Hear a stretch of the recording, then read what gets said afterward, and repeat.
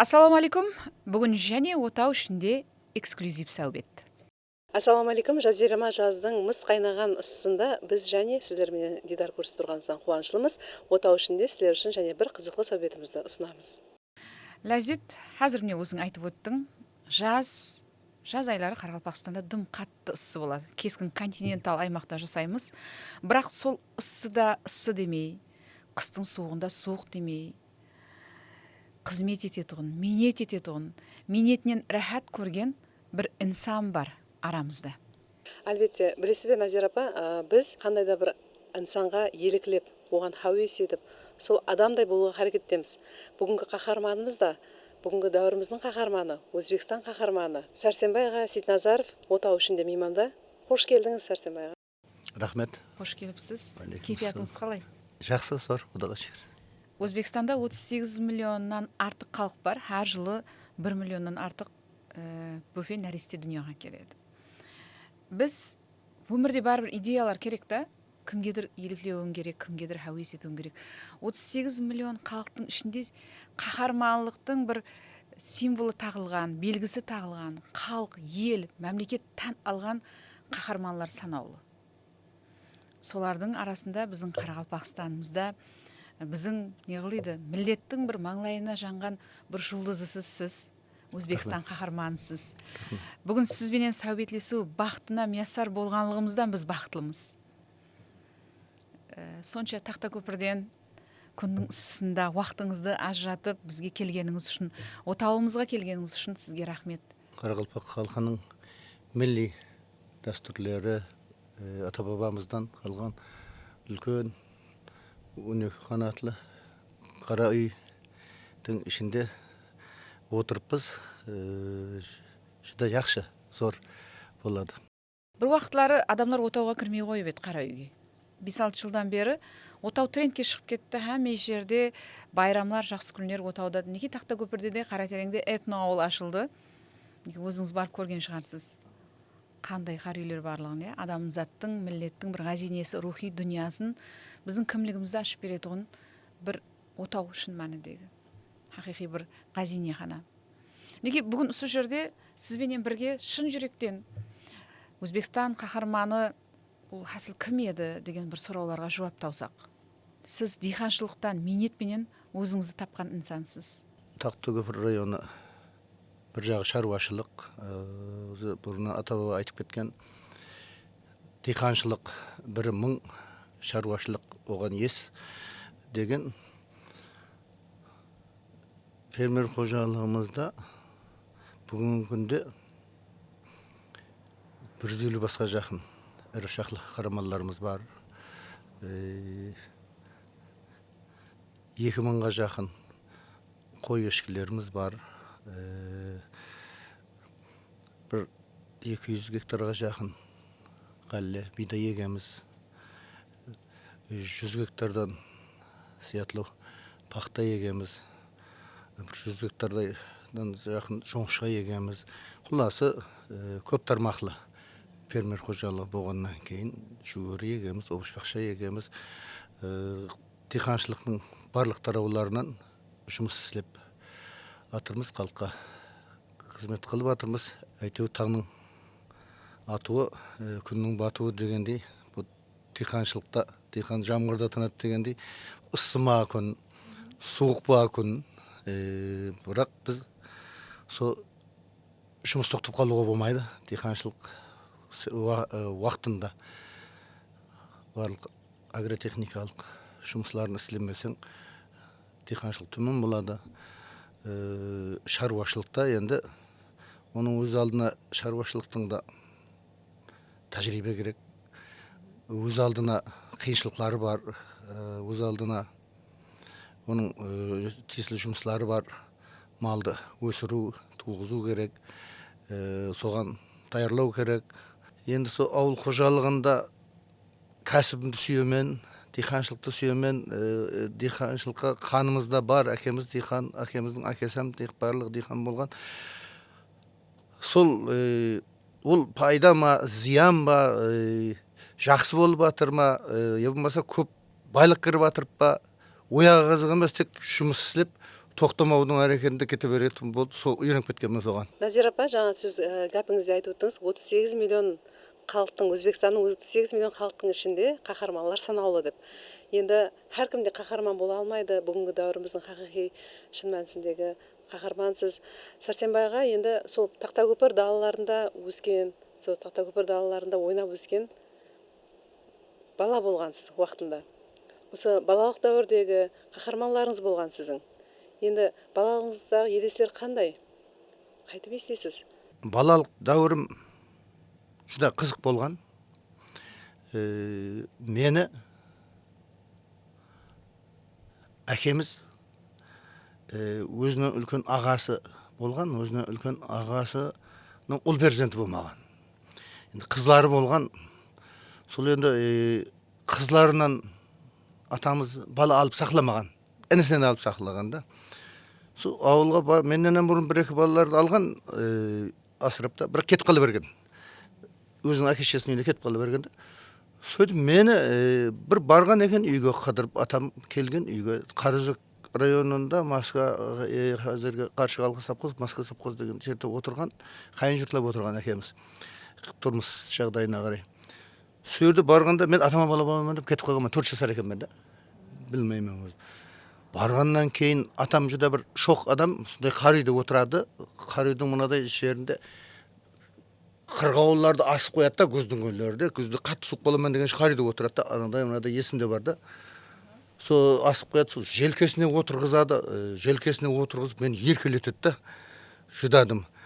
Сөйтіп жүргенде 7 жасар уағымда, 4 жасымда барым, 7 жасар уағымда атам қайтыс болып қалды. Атам сол ана қырғауылдарды әкеп сынап ішетіп қояды, есімде бар да. Сол ырак болған екен да. 9 ай жатып, сөйтіп атам кетіп қалды. Қазіргі кейінгі тикарға әкем келіп, соны далаға, сондай қарайды отырып, далаға шығар деді, далаға шығарып еді, сонда айтады да бешер. Мына бала ертең менің орнымда қалып, сол жерді иелік етеді. Мына бала дейді да, мына кемпірге ертең көшіп кел дейді да, мына кемпір күнін көре алмайды, мына жақтан жай салып ал дейді. Кемпірге зорлық өтіп дейді, мына кемпірдің дейді, жеріне асылма дейді да. Негізгі әкем айтады да, бірақ 7 жасар уағымда бірақ бір нәрсені аңлы болғанмын ба, тыңлап отырмын да. Ол ана сөйтіп екеуіміз жылайды да, яқ тимеймін аға деп не жатыр. Сол көп ұзамай атам кетіп қалды. Бұлар ауылға көшіп келді. Кейіннен сол кемпір анамызам жаңағы асырауға алған анамызам бекерді олам кетіп қалды. Сондан кейін бұлар көшіп келді тикарға дегенде, бірақ сол жеріне несіне тиген жоқ. Кемпір барды да, ешқатына бөлік басып қаяқтан жер ашып алып отырды. Енді олар көшіп келгеннен кейін біздер өзі бір қыз 6 ұл бала болғанбыз да. Ұл бала болғанбыз. Баған жаңағы әкеміз менен шешеміз біздер оқи алмадық, балаларды оқытайық деп. Сол балаларды оқытайық деп, сол диқаншылық істеп, қарыз алып басқа адамlardan hem de оқытқан. Бірінші Нұрғали деген ағамызды оқытты, кейіннен Айғалиді хәммемізді оқығанбыз деймін да. Ішінде мен техникумға оқығанмын да. Басқаларының бәрі институтта оқыған, кім Самарқандта, кім Нөкісте, кім Ташкентте дегендей да. Мен себебі кішкентайымнан бір Бердібек аға деген бригад береді. Сол азанда ерте 5-те шығамыз пақтаға. Балаларымыз 5-6 класстан бастап пақта отаймыз ерте шығып та. Терімде де сондай сол бригадтың бір білек рабочысындай болып жұмыс істейміз. Рабочылардан көп істейміз да. Сол минетке үйрендік та. Азанда ерте сағат 5-те малларды айдап кетеді. Кеш шығып қалсаң қоспайды малыңды, қалады сол күні. Бригадтың законы да. Сондай бары бригад болса болады екен ауыл қожалығын. Пақта суғардық, сөйтіп жүріп диқаншылықты жақсы үйрендік. Үйде азанда сағат 5-те түркілтет әкеміз пияз отаймыз. Базарға пияз шығарамыз, кешір отаймыз, жуыры отаймыз. Бір күнде арба бар о заманда. 40-30 арба қи төгеміз бәхәрде, тазалап әммесін. Кешке дейін минетке, айтайын деген, минетке үйрендік деймін де пістік. Сол селхоз техникумды біткеріп, барып жаңағы не қылсам үйде пұл жетпей жатыр да 4 адам студент. 4 оқушы студент, Ерғали студент, Жеңгей студент, және Бегали деген инжек бар, бұл студент, барлығы студент. Сондан кейін ол совхозға барсам, Қалмағанбет деген совхоздың директоры бар еді. Азанда деді, жабаңды алып преске бара бер деді, сен кармовый агроном боласың деді. Ха дедім, охо бала, қалай болды? Тап техникумды біткеріп барғаннан кейін министр болатығындай болып, жас көкірек, бұл пресс алып жүгіріп, пресс көтерген несі екен бұның? Деп, бала алып қойынды, пайда болып, сөйтіп ойланып, қой пемкеде істей қояйын, 300 сом, 350 сом айлық береді екен. Деп, сөйтіп құрылысшы бригадқа кіріп, мастер болып, герб жүруді үйрендім. Сөйтіп үйреніп жүрсем, бір Толбияға деген участок начальник бар еді. Сені деді, пабременшік мастер етіп аламан деді. Қуанып кетті. Сөйтіп пабременшік мастер етіп бір нахан цемент, склад цемент, бетон шығатын мешалканың басына мастер етіп қойды.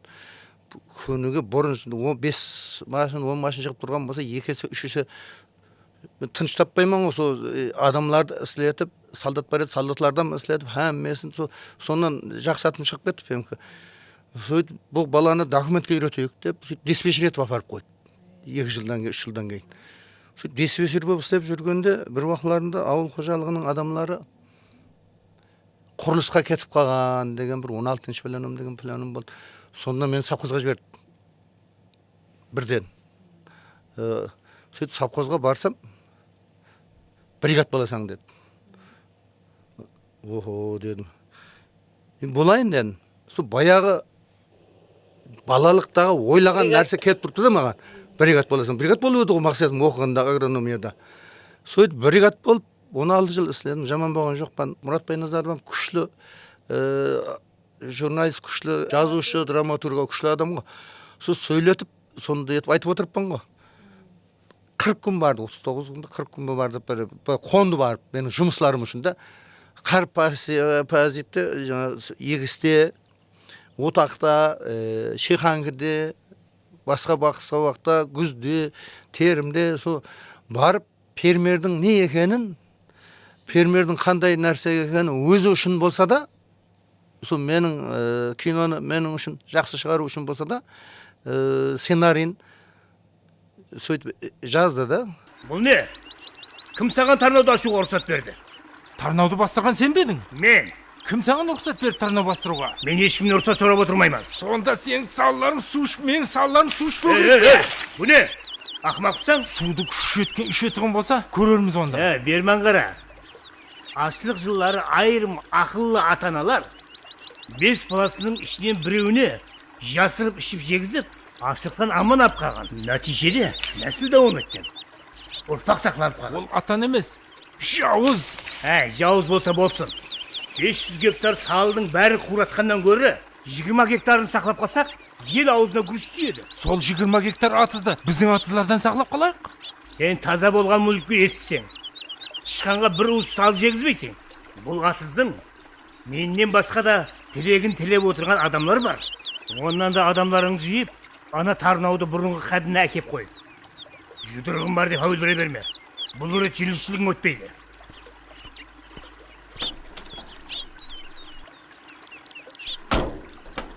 Бұл тарнауды қайтадан басаман дейтіғын болсаң, менің өлігімді қоясаң ақсақал. Одан бер жағында бір адамын қаден баспасын, майырылып қалады. Хақиқи дөретуші да, хақиқи пидайы фанат дөретуші, сондай болады. Уақытын хамизат. Енді бірін айтып, бірін кетіп, көп нәрсені айтып тастадық, енді балалығымызды сұрап едіңіз. Жақсы айттыңыз, балалықтан басыланды. Сәрсебай аға, енді барыбір диханшылық су менен ғой. Су бар жерде өмір бар. Қазір қандай су ауылда? Енді судың 2000 жылдардан басылап су кемшілігі басыланды да. Сол 2000 жылы, 2001 жылы ұлума мал ішетінде су болмай қалды. Сол уақытларында бір 2003 жылы, 2000 жылы фермер болған болсам, бір жағы шаруашылық болсын деп 20-30 бастай мал пайда болды. Сол бірінші фермер болған жылым су болмай қалды. Су болмай қалғаннан кейін сол жылы 150 гектар жерге сал егіп едік. О салдың хаммасы кетті. Қанық жерге бой жуыры менен бір матқайыр жуыр деген бар еді. Жүдә басылы болады, басына аттар бар, үлкен болады. Шімішке ектім мен. Сол шімішкені егіп, сол жылы Ағытаяғаны ұстаз тұттым. Банкісі бар еді, сол Ағытаяғының пәтиясын алып, сол кеңесіп, анау мынау сорап, тұқым алдым, сал тұқым сол жылы фермер болып. Сол егіп, нөл болып қалды. Сол жылы 45 гектар жерге пақта ектім. 35 гектар жерге пақта ектім. 35 гектар жерге пақта ектім. Сол пақтаны тәрбиелеп, су жоқ, төгімменен зейлік сақлап тұрады, сүлпәт. Енді мен бұрыннан дейін адам сілетір. Енді кеттім де бір су келді. Сонымен сол жылы 30 центнер пақта алып, о пақтаның дараматы баяғы қарызларымды жауып кетті. Ағытаяғыдан алған тұқымларды, нелерді, әммесін қаплап кетті, қаплады.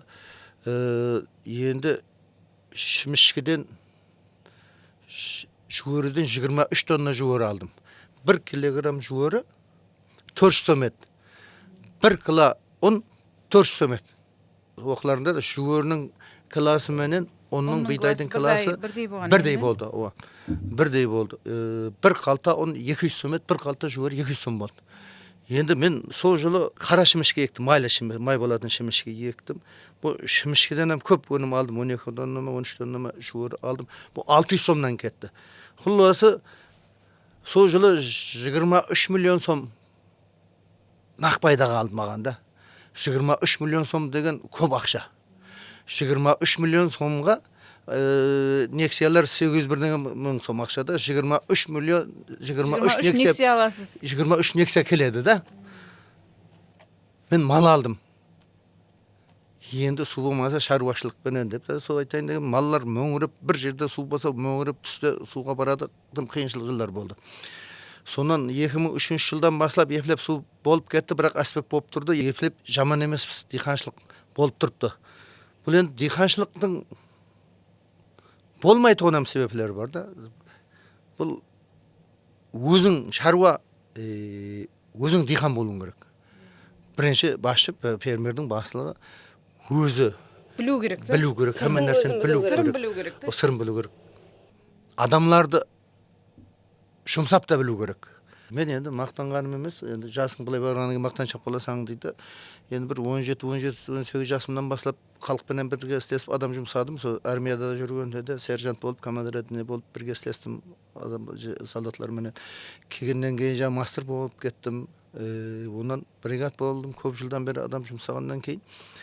Бұл сол адамның қандай пікірде жүргенін, не пікірде кеятырғанын Құдай білдірсе сіз емен өзім деймін. Соған қарай, сол адамға подход беріп, соған қарай ол қиыншылық туып тұрған болса, соның жағдайына қарап, егер сол қандай қиыншылық мамасы болатқан болса, ахуалларын сорап, әмме нәрсе қапылып қалса да, соның жұмысын біткеремін. Егер соған бір 40 қыла ақмай керек той беремін дейтін болса, ақмайым беремін. Егер соған малы жетпей жатқан болса, малым беремін. Егер бір сиыры болмайтын болса, бір сауын сиырам беремін. Әуел дұрыслап сау менікі болады деймін. Кейін 1 жыл, ярым жылдан кейін сол сиыр сенікі деймін.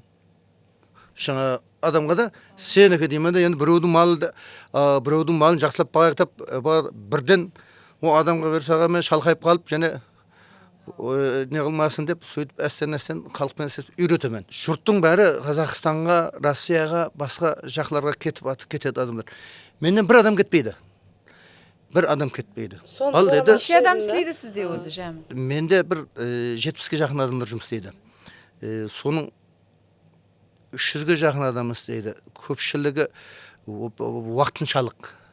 Терімде, отақта, біреуіне сейтті, 70-ге жақын адам сол приказной істейді. Аймай айлығын алады. Көбіс бір 10-лағаны, 15-20-лағаны мал менен шұғыланып жүрді, қой бағады, қара мал бағады. Қалғанлары трактор айдайды, басқа фермердің жұмысларын істеп барады. бір ауыл, иә? Бір ауыл. Сәрсенбай аға, міне жылдар давамында өміріңізді тіктіңіз. Енді оның нәтижесі мінекей сіздің өңіріңізді де жанып тұрған Өзбекстан қаһарманы алтын жұлдызы. Бұл һәммеге емес, һәмме арзу қылады, бірақ сіз соған еріскен бір бақытлы инсансыз. Сізде шын мәнінде хақыңыз бар. Дәуірлерді салыстыруға бір шын хақыңыз бар адамсыз да. Себебі ауылда жасайсыз, адамлардың ең неғылдейді, арзулары басыланатын жерде жасайсыз. Ауыр тұрмысты да білесіз, жақсы тұрмысты да білесіз, ашы дұшысын білесіз халықтың. Бүгін адамлардың кейпияты қандай алыс ауылlarda, әсіресе Тақтакөпірдей жерлерде? Соңғы 7-8 жылдың ішінде, 9-10 жылдың ішінде жүдә өзгеріс болып кетті, танымайтын дәрежеде. Бір ертектегілердей болып кетті. Анда қараған айтсам да. Біз со ауылларға барсақ, тракторменен батып қалатын жаңғырларда жүрсек. Тракторменен жүріп батып, машин деген анау бір асфальттың бір шетінде қалады. О асфальт там Советлер Союзының вақытынан қалған көне асфальт 40 жыл 50 жылдан бері тұрған, бір жері шоқанақ, бір жері дөң, бір жері не сарта-сарт әйтеуір баратон едік. Енді мен районның центрі жүдә о дәрежеде болған жоқ та. Бұрынғы қалқозларға, сапқозларға баратын жолдар сол дәрежеде болып қалды. Міне сол кейінгі жыллардың ішінде ауылларымызға таудың майда тасларын әкеліп көшелерге төгіп тиесілі центральный жолларға, халықтың көп жүретұғын, мұны мектеплерге баратығын жоллар, детсатларға баратығын жоллар, мұны ортадан айланатығын күрік жоллардың әммесіне асфальт басылды. Әуел ісмес төгілбет, енді асфальт басылып жақсы болды. Бірінші басылағаны стадион салды. Бірінші районның центріне кірер ауызға стадион салды. Бұл стадионда қазір күнді де жүріпті адамлар, түнді де жүріпті адамлар, кім 1000 қадам, 500 қадам деген уран пайда болған, соңымен жүріпті, кім денсаулығына байланысты жүріпті. Стадион құр емес. Мен өзімем сағат бос уақытларымда, жұмыстар қыс айларында, күз айларында болмаса уақытларында өзімем стадионға барып, кеште азанда барып жүремін. Себебі денсаулыққа пайда. Бұл атрапларын, қаланың ішінің атрапларын тазадан 2 этажлы жайлар салды халық. Заманауи жайларды салып батырыпты. Заманауи магазинлерді салып батырыпты. Базарда продукты ішім-жемге ме, киім-кешекке ме продукты бұрын Қазарасыпқа барып алып қайтатұғым болса, болмаса Нөкіске келіп алатұғым болса, сол районның өзіне өзлері апаратұғым болды. Әуелі иманлы дейді да. Әуелі имансыз. Әуелі шаққам болған адам, әуелі минеткеш болған адам, әуелі жаңағы ақылы бар адам жақсы жасап атырыпты. Табылады. Халықтың ішінде табылады деймін да, қиыншылықпен жасап атқанларым табылады. Енді ондайларда не қылайсың? Жұмыстың көзін тауып білу керек, минет істеп білу керек. Барып жұмысқа біразлары қатынасса да, біздің мұсылманшылықта қаралпақ, қазақ, өзбек халқында, түркмен халқында шақырық деген бар. Бір таусылмайтын шақырық. Бұл қала күнем шақырық, бірінші күнем шақырық. Енді бұл адамлар мұны шөлкімлестірмей, бұл 3 күн, 4 күн жұмыстан қалып шақырыққа кеткен адам ертең не жейді? Оны бір береді, екі береді, береді, өлмес ауқатын беруі мүмкін, бірге істесіп атырған, егер фермер болса, не болса. Енді анадардай дәрежедегі жақсы рауажланып байып кету қиынлау болады деймін да. Оның үшін істің көзін білу керек, істің көзін білу керек. Ар жағы сорасаң бір Алла Талаға минет істей берсең, осы минетті пайдасы тисе де, тимесе де осы минет көніліп кеткенбіз. Дым айырым диқаншылықтың тараулары бір жылларында керісіне кетіп қалады да. Бір жыл 300 миллион сом бидайдан банкрот болдым. Фермер банкрот болды. Тайымбет фермер қожалығы Өзбекстан қаһарманы. Лекін екінші дақыл, енді бізде көп тармақлы болғаннан кейін мал бар, кемісіне мал сатамыз, өніп атырыпты, қой сатамыз. Болмаса пақта бір жағы болмаса бір жағы пақта жақсы болды.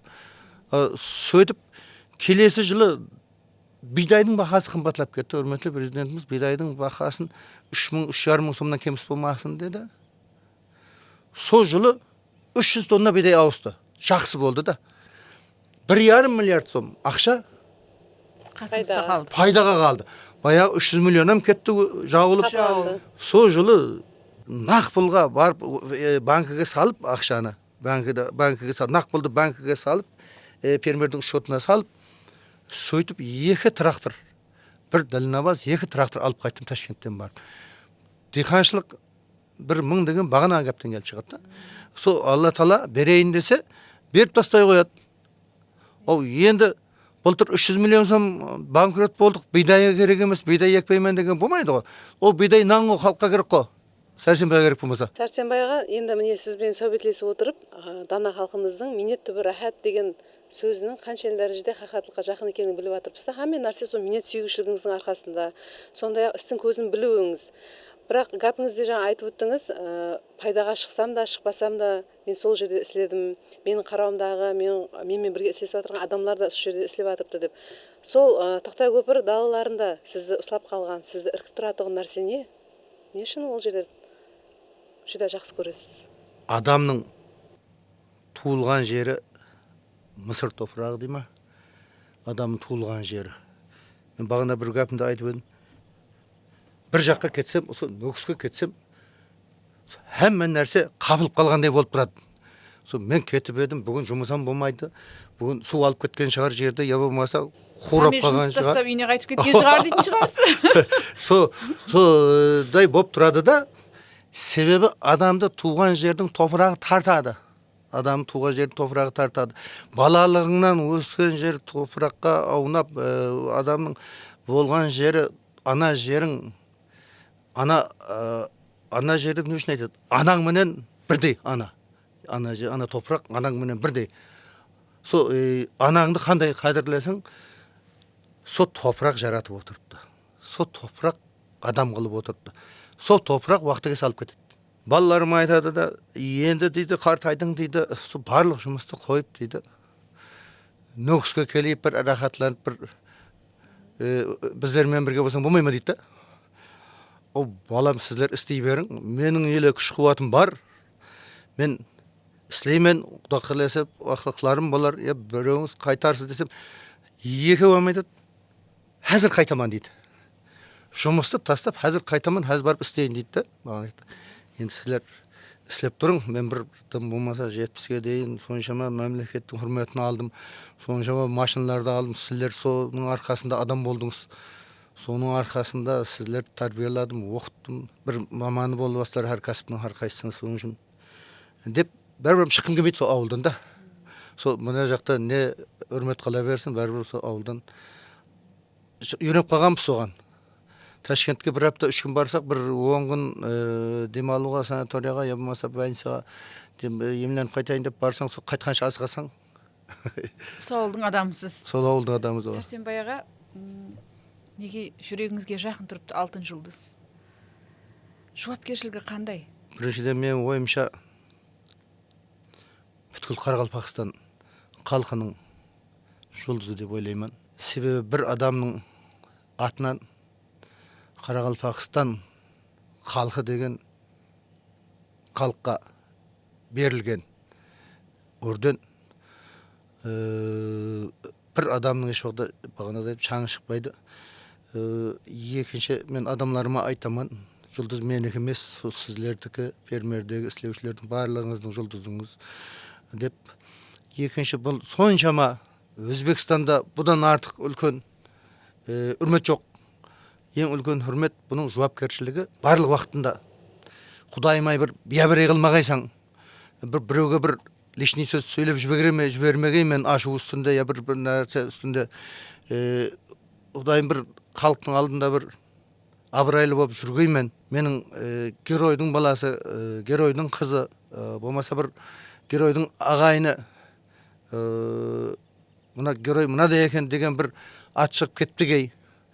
Құдайым Алла Тағала бір өзің қарасқайсаң деп қолымнан келгенше халыққа жақсылық қылуға ұмтыламан.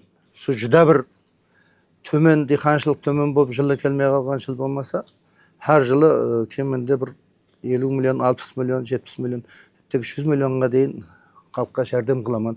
Диқаншылықтан беремен, ақшалай беремен, кемтем елінің семьяларға қалта ұн апарып тастайман үйлеріне бір естісем. Бір өзіме де нұрани сыпатында бір 10-20 семья бекітіліп қойыпты. Бұлардан арасында хабар алып тұраман. Өзімде істеуші адамларға болатығым болса, қандай тойы бар ма, басқа қиыншылығы бар ма, сол фермердің хесабынан көтеріп жәрдем беремен. Бағана телефонда сөйлескенде айттыңыз, Қызылға барып қайттым деп та. Мен еле хайран қалып отырман. Сондай ысыда 47 градус ысыда Қызылға қалай бардыңыз? Құяш өтіп кетпейді деп қорықпайсыз ба?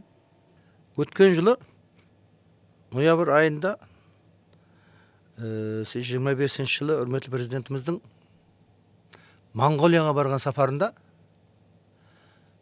1 миллион бас қой алып қайту бойынша Монғолиямен шартнама түзген. Осы уақытқа дейін Монғолиядан тірі мал шықпаған сыртқа да. Бірақ біздің үрметлі президентіміз Өзбекстанға Монғолияның қойларына қой алып біздерге ояқта енді қысқатты болады екен, жаз ыссы болады екен, таудың басы тап біздердің Тақты көпірдің погодасына туыры келеді екен, қысы суық болады екен. Сөйтіп үрметлі президентімізден қарар шыққан, қой әкелген, қой баққан адамға льготасы бар, жайлау беру. Безвозмездно, аукционсыз, несіз жайлау беру. Және бұл қойға субсидия есабында самолеттің 50%-ін мемлекет төлеп берді. Мемлекет төлеп берді. Науайға дейін бейпіл әкеп берді, Науайдан бер жағын алып қайттық. Сол қойды, бұрын өзімнің 5-600 бас қойым бар еді. Сол шаруашылықта раважландырайын, өзі Тақты көпір районы шаруашылыққа арналған район. Хабарларыңыз бар. Раважландырайын. Есіңізде болса, 2023 жылы үрметлі президентіміз келген уақытларында сіз маған бір сөз бергеніңізде айтып едім. Тақты көпір районында бұрын 400 мың басқа дейін қойлар сақланған, ерте уақытларында кранлар тоқтап қалған, бір шаруашылыққа болады, масла суға келем, қалыққа жұмыс болады, кранлар тоқтап қалған кранлар шығару керек деген пікірлерді мен айтып едім. Со тоқтап қалған кранлар бетте менің бір азғанда 300-400 бас қойым бар, бір сояқта бір шаруа адам жұмсап сояқта жасап атырды да. Күн ысы болғаннан кейін соң ахуал қалай болды екен деп кетіп едім. Сөйтіп барып, оның ахуалларын көріп, сояқтан жайлау көрдім және. Енді ояқта кранлар тоқтап қалған, бірақ қойға сондай жақсы жерлер бар. Сөйтіп кеше мына Нөкісті экспедицияға келдім, сояқтан бір келсем, Тақты көпір районына 19 кран беріпті.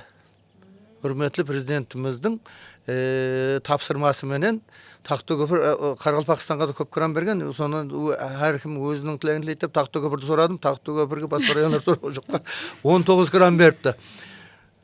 Бұны еле бір краным шықпаған. Со кранларды, жаңағы жайлауларды көріп, жаңағы 19 кранды көріп, соның қайсы жерге біреуін алып қақтырсам бекен деп, со Қызылдың ішін айландым барып. Соның менен айтып айланып шопаныма барып, бір кесе шай ішіп, сонымен тұласы 11-лерде ме, 12-лерде ме шықтым. Бағанағы мың қой не болды Монғолиядан келген? Енді Монғолиядан келген мың қойды бағып бір 300 бас сояқта. 700 басын бермен ауылдың ішіне әкелдім қазір. Ауылдың ішіне қазір жерлерде бидай жерлер босады, бидайдан дән қалады, от шөп бар. Сол жерде сол сентябрьге дейін ауылда сол атрапта бағамызда көгін алады, жақсы болып семіртеміз. Сондан кейін жаңағыдай қызылға және шығып кетуге тура келеді да. Қызылға шығып кетуге тура келеді. Бұл қойларды бірінші жылы ноябрьде келді, енді таяр емес, бір 50% төл алдық. Себебі кеш әкелдік, кеш бардық. Соның менен бұл қойларды жақсылап бағып атырыппыз. Енді біздің қойларға қарағанда айрықша, жүні майда, ақ, жұмсақ, сәл несі омыртқасам, сәл зиятлау ма, білмеймін, сойып көрмедім да. Бір омыртқа, бір қабырға зиятлау ма, сәл ұзынлаудай көрінеді көзбен менің де, біздің қойларға қарағанда. Бізде каракөл қойлары ғой. Бағана судың машқаласы хақында сөйлестік. Президенттің үлкен басылмасы менен ең шеткі ауылдарға да суды жеткізу мәселесі көтеріліп жатыр. Фермерлерге субсидиялар беріліп жатыр, тамшылатып суғару технологиясын орнатқанларға. Қандай ең нәтиже? Ұлыма бұл жыл қандай хасылды күтіп жатырсыз? Бәрібір дихан қылған ниетіне жараса бір үлкен нәтиже болуын күтеді. Қырман мол болуын күтеді. Үкіметлі президентіміздің қарарлары менен тапсырмасы менен ауыл қожалығында көп өзгерістер болып жатырды. Су келіп тұрған салмалар бетонланып жатырды. Өзі судың су асты сулары 10 метр, 15 метр, 20 метрге дейін кетіп қалғаннан кейін келген су салманың өзінде де кетіп қала береді да. Соның үшін атызға дейінгі ахуалда фермерлер де құйып атырыпты, мемлекет тарапынан құйдырылып атырыпты, салмаларды бетонлап атырыпты. Міне қаланың ішінде де Достық каналында көріп отырсыздар, көп жері бетонланды. Районларда да көп жер, қаланың ішілері, ауыл тұрғын көп тұратын жерлерде салмалар бетонланып атырыпты. Фермерлерге келетін болсақ, мен өзім жамғырлату, бидайды жамғырлату деген үлкен бір агрегат әкеліп, ол әр күні 10 гектар жерді жамғырлатып суғарса болады. Көлден бе, салмадан ба, баяғыда етіп толтырып отырудан емес. Бұны жамғырлатып суғарса жақсы болады, жақсы өнім береді. Бұл бір судың кем таршылық болған уақытларында бұндан көп өнім алса болады. Екінші, үрметлі президентіміздің қамқорлығы, ақылына саясаты, тәжірибесі, енді мен фермерлер кеңесі болған уақытларымда үрметлі президентіміз бас вазир болатын еді. Әр бір селекторында қатынасатын едім, бір тынып тынышмайды, бір еш уақытында ұйқылабам жарымайтын шығар деп ойлайтын едік. Қай уақыт болса мәжілісте, қай уақыт болса облыстарда, қай уақыт болса районларда айланып жүретін еді. Себебі бұл ауыл қожалығының жағдайын жақсы түсінеді. Жақсы түсінеді. Біздерге лазерный дальнобозларды әкеп берді. Заманауи техникаларды әкеліп берді. Оның үстіне субсидия беріп атырыпты. Айрым тракторлардың 50%-не дейін субсидия беріп қойыпты. 50%-ін фермер төлесе, 50%-ін мемлекет тарапынан, сол 50%-іңді төлесең, қалған 50%-ін мемлекеттен келіп түсі береді. Бұрын бір гектарды 15 күн я бір хапта тегістеп жүре беретін болсақ, енді механизм өзі тегістелейді. Тек үрелде отырып, басқарып отырасаң, доң жерге алып кетеді, ой жерге апарып салады. Компьютерді қойғаннан кейін техниканың ішінде тракторшы отырды, техника өзі сый береді. Сізде сондай бар ма? Бар. Соны алып біз қазір бидайдан босаған жерлерді істейміз, ертең күзде пақтадан босаған жерлерді істейміз. Енді бұл жер тегістелгенімізге де үрметлі президентіміз тарапынан, ел басшылар тарапынан бұған гектарына 1 миллион сомнан және субсидия пұл төлеп береді. Гектарына 1 миллион сомнан. Гектарына 1 миллион сомлық солярка жаққан болсаң, солярканы төлеп беріп отыр. Бұның өзі фермерлерге үлкен жәрдем. Әмме нәрсені ұрышной істейтін заманда да қазір пақтанам көп отақларының әмісін гербицидпен өлтіріп жатырмыз. Халықтың қол күшін азайтып деймін да. Терімді де пақтамашымен алып жатырмыз қазір. Бұлардың әммесі бұл ақылана ел басшыларын, үрметлі президентіміздің ақылана сиясатының соның біздері мұнаны ал деп тап айнадай қылып қолыңа әкеп берген нәрсені біз соны істеп жатырмыз. Соны да келістіре алмай отырғанымыз бар. Егер сол ел басшысының, үрметлі президентіміздің айтқанының 50%-ін істегенде гүл болады көп нәрсе. Енді су Құдайдан, бірақ бар суды қолдан келгенше пайдаланамыз. Бірінші очередте шегелең жерлерді суғаруға харекет қыламыз. Шыдайтұғын жер болса кітті еркеп тұрамыз. Аз суды үнемлеп пайдалануға үйреніп жатырмыз. Үйренбесек болмайды. Ендігіден былай бұл енді баяғыдай көп су болатұғынын бір Алла білмесе болса болып кете қояр. Әрбір тамшы суды қадірлеуіміз керек. Ол қала болсын, ол ауыл болсын, ол нөкіс болсын, я тақта көпір болсын. Дұрыс. Балаларға да үйретуіміз керек, себебі су бұл өмір. Қарақалпақстандағы экономикалық рауажанулар хақында да бір пікіріңізді білейік. 10 жыл бұрынды салыстыратын болсақ, аспан менен жердей farkı бар. Себебі мен алысқа кетпей-ақ өзімнің районымнан айтсам да жетіп жатырыпты. Сол егіс егіп шығу үшін техника жетпейді. Баяғы бір 200 фермердің ішінде 15-20 фермердің олардың техникасын алып әммені күшті ауыл қожалығына салып істейтін едік. Жерді аунақ айту қожам көрді егіліп, диқаншылық бола бере ме? Болмайды. Анық білемен кешегі 15 жыл менен қазіргі күнді салыстырғанда қазір әрбір фермердің қолында лазерный дәлнабаз бар. Әрбір фермердің қолында заманауи техникалар бар. Техникаларым жақсы жүріп тұрды. Енді тракторшылардың бұрын айта беретін Волгада отырсам ба деп біздер бала уақытымызда. Тап со Каптибада отырғандай трактордың ішінде радиосы бар, магнитофоны бар, әммесі кнопкаменен басқарып отырыпты, ішінде кондиционері бар. Со арқайын жаңа айтып отырыппын ғой, компьютерді қойсаң, со атыздың несін қойып берсең, ішінде отырып, айдап отырсаң болды, техника өз тегісіліп отырыпты. Бір самолетта отырғандай болып, тракторшыларымыз жұмыс істеп отырыпты. Осы нәрселерді жеті ұйқылағанда түсінде көрдік бе? Білмей тұрған емедік. Кеше арауажыланып жатырмыз. Кеше бүгін арауажыланып жатырмыз. Бұндан 10 жылдың ар жағында бізге жаңа айтып отырыппын ғой, бір трактор тауып егісті егіп шығу оймайды. 7 жасар баладан 80 жасар, 90 жасар қарыға дейін атысқа шығып, еш болмаса патягыңды беріп қайт деп атысқа барып қоятын еді. Істейтін едік. Пақтан теретін едік деймін да.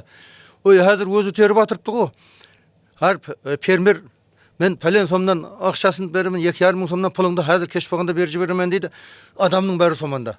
Қаладанан барып атырыпты, нөкістенен барып атырыпты, ешкім біреуді зорлап атқан жоқ. Ауылда мектепте оқитын балаларға дәрт еді ғой, ә? Жаз 25 май күні соң қоңыраудан кейін мен атысқа жіберетін еді ғой, чеканкі ма, неведана жабайы шөплерден тазалауға жіберетін еді. Август болса чеканкі болатын еді. Балалар мектепте оқымайтын еді ғой. 15-16 жасар балалар өсу керек уақытында атызда. Енді 4 ай 5 ай оқу жоқ еді ғой. Оқу жоқ еді 4 ай 5 ай. Жақсы болды. Терімде 2 ай 3 ай арқайын жүресің. Отақтың уағында және 1,5 ай 2 ай және жүресің, 4-5 ай оқу жоқ еді. Қазір студент барса, әммесі мына студентті жұмыса батырыпты деп айтады деп, студент барса шығар жібереді аздан. Мая балалар барса аздан шығарман жүр балам деп. Заманлар, иә? Қазір әммесі бұның ақшаға келді, тіреледі. Ақша берсе халық істеп атырыпты, жұмылып істеп атырыпты. Біріншіден. Екіншіден, сол кешегі 20-ланшы жылға дейін, 17-18 жылға дейін пақтаны 15-20 центнерден зият 20 центнер тапсырған адамға орден беретін еді. Пақтаны.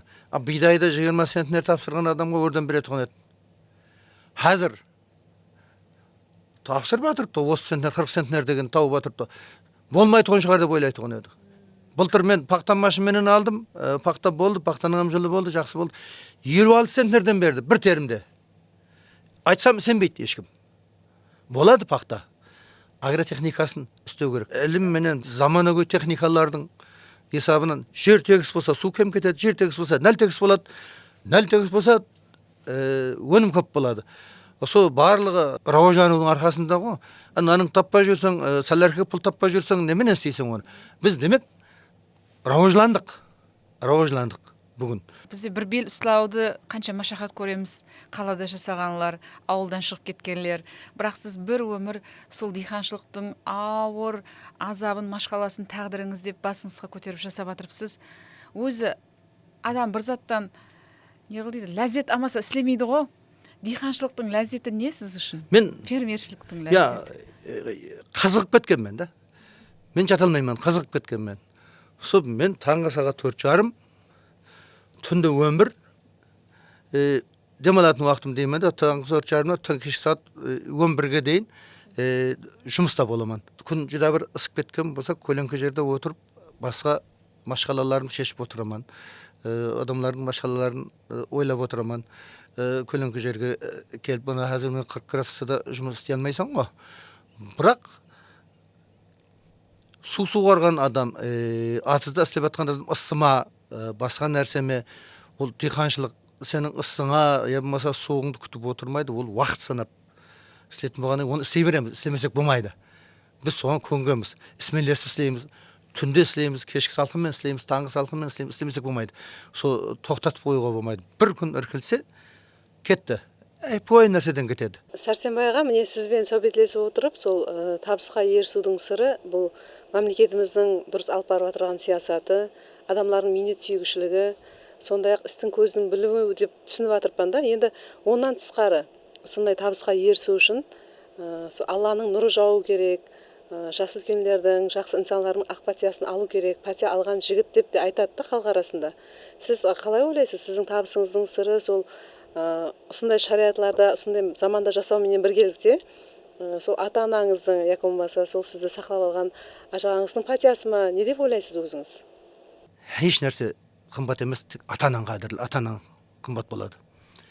Сол мен ата-анамның патиясын көп алдым, жас үлкендердің патиясын көп алдым. Сол атам авария болып қалып, сөйтіп больницаға жатпайман, үйде боламан деді. Бір күнде нөкіске 2 рет келіп, районда Оразбай аға деген невропатолог врач бар еді, және Абыл аға деген врачлар бар еді, көп врач бар еді, хирургларым бар еді. Бір күнде 2 рет келіп, 2 рет апарып кеткенме. Бір виселин деген дәрі болады екен, сол заманда ең ауру қалдыратын, ең күшлі дәрі екен. Сол сорасам, бір үштігі 4.000 сом екен. Бұл 2000 жылдардың атырапындағы кеп қой. Сол 2 рет әкеліп, 2 рет. Сол атамыз ауыр жатты бақтық. Кезеклесіп бақтық. Сол еш жаққа шыққан жоқпан. Сол түнді ұйқыны безіп, сол бағып, не қылып қалмасын деп, сол атаның, ананың партиясын көп алсаң, барлық жұмысларың жүрісіп кете береді, әммесі келісіп кете береді. Мен өзім өппе жеке пікірім, сол партия жақсы болады, партия алу керек. Кейін ұламалардың, көп жасаған адамлардың партиясын алған жақсы болады. Бір адамның кеуілі бір атымнан аспайдан қалады. Адамның кеуілі бір айпуай бір нәрсеменен қуанып кетеді да. Бір гүлменен бір апайды қуандырса болады. Мен 1-2 жылда бір ұстазым қалды, Айтгүл деген.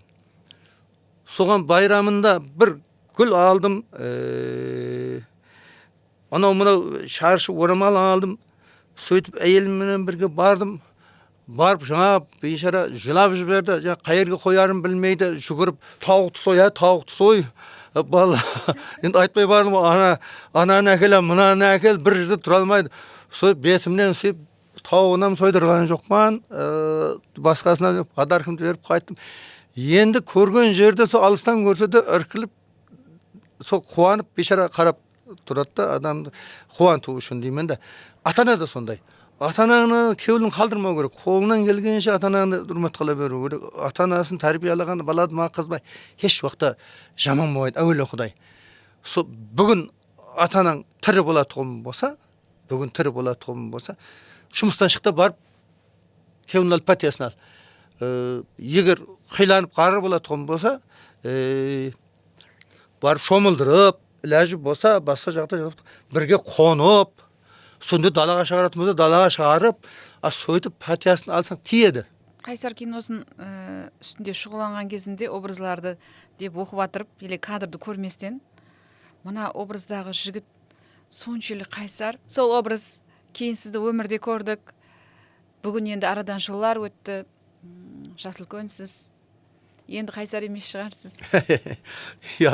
Енді бағана айттым ғой, енді 60 жасқа келгеннен кейін енді қайсар болғанда да мен жөнсіз қайсар болмағанмын, лекін өзімнің хақымды алып жүретұғын сол істеген жұмысымды қайтпай соны біткеру үшін, соны не болса да соны біту керек, сол жұмыста істеуім керек, соны шығуым керек. Мысалы үшін бір жерден төгін алатұғын болса, соны алып қайтпасам диқаншылық болмайды. Алуым керек соны, не бәле қылып алсам да алуым керек.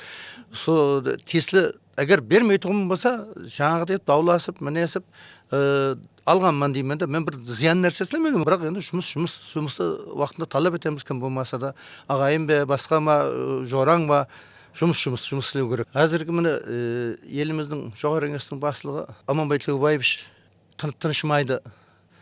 Сол бармады дегенде 2 рет 3 рет районларға барады. Бармады дегенде деймін де, қала берді. Міне Нөкістен бастап Тақты көпірге дейінгі аралықта теректерді, бағларды ектіріп, қазір сол Тақты көпірден Нөкіске келемен дегенше оны теректері өсіп жатырыпты. Сол Белтаудың, Тақтөбенің барып көрсең бір шаршағанға ұшып кетеді. Қаратереңге келсең, баяғы бір сөз бергенімде айтып едім, бір дүнияның жүзінде жоқ бір үлкен бір лал қалдыратұғын қара үйлер өзіміздің қала берді. Сомандағы бір үлкен таудың басына шығып, этап мінетұғын текшелер деймін де, сол таудың басына шығып қарасаң, бір сондай бір адам дем алады деймін де. Омандағы Қаратереңнің балығы мен өз көзімменен көрдім. 1 миллион шабақ апарып тастаған өзім Тұрсын Қайдаровтың барып небені апарып жіберіп атырған өз көзімменен көргенмін де. Сол балықлар қазір сұраған адам Өзбекстанның барлық территориясы Қаратереңнің балығы ма дейді. Сұрайды. Қаратереңнің балығы ма дейді. Ана жолларды ашып қойыпты, кафелерді ашып қойыпты, жазып қойыпты Қаратереңнің балығы деп. Сол барлығы сол Тақты көпір деген үлкен ел аттың біз қонамыз. Сол Тақты көпірден сондай кішкентай ғана көлден балық шығып, сол кішкентай ғана көлден Өзбекстанның барлық территориясына дейін балық өніп атырғаны. Барсаң бір майдан дем алып кетесің. Қаратереңнің әсірлік абырайы қайта тікіленді да. Мәселен, 100 жыл алдын ол қанша халықты балықпенен баққан, ашлықта, басқа уақытларда. Сізбенен сол Қаратереңдегі құрылысылар басыланып атырған уақытта сәубеттескен едік таудың жұқарысында тұрып. Арадан қысқа уақыт өтті, міне көз алдымызда бір хақиқи бір үлкен өзгеріс, заманауи туристік қалаша пайда болды. Хақиқаттан әзір міне сіз айтып атырыпсыз. Растанда да қанша үлкен жұмыслар. Сол уақытта айтып едім мен. Бұрын 2000 жылдарында осы халықтың барлық тіршілігін сақлап қалды сусызлықта. Қаратереңнің балықлары, Қаратереңнің көлдегі балықлар шығып деп, елем сақлап келатырыпты. Өзі астынан су шығып тұрмаға Құда берген өзек пе, бер жақтанам қосылып отырған шығарда, елекін жақсы болды, зор болды, демалатын үлкен масқан болды. Сәрсенбайға енді Тақта көпірі хақында толып тасып айттыңыз, жетіскендіктер хақында, ұнамлы өзгерістер хақында айтып жатырмыз. Енді оның келешегін бір 10 жыл, 20 жыл, 100 жылдан кейін келешегін қалай көресіз сіз? Тақта көпірді мен өзім Ибраим аға айтқан ғой, Парижге алмастырмайман деп. Басқа районларға қарағанда бір 10 жыл, 15 жыл алдына кетті. Себебі біздің жаңа Қаратереңіміз бар, Тақтөбеміз бар, халық көп барып атырыпты қазірді.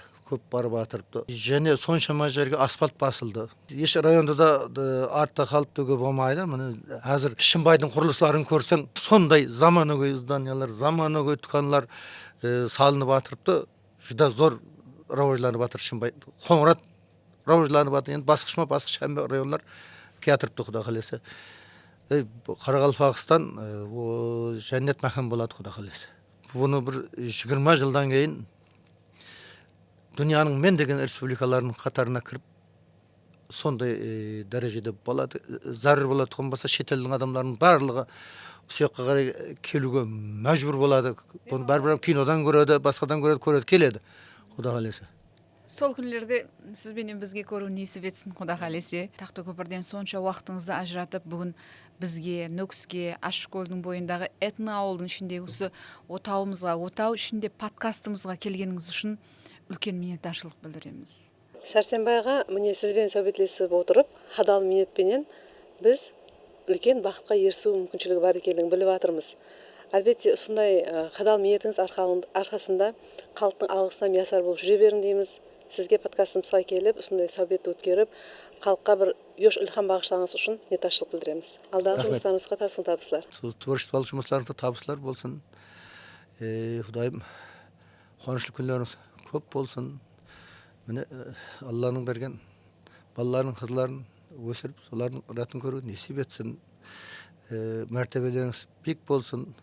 Алла Тағала сіздерге, қала берді балаларыңызға менің жолымды берсін. Рахмет сізге. Рахмет болады.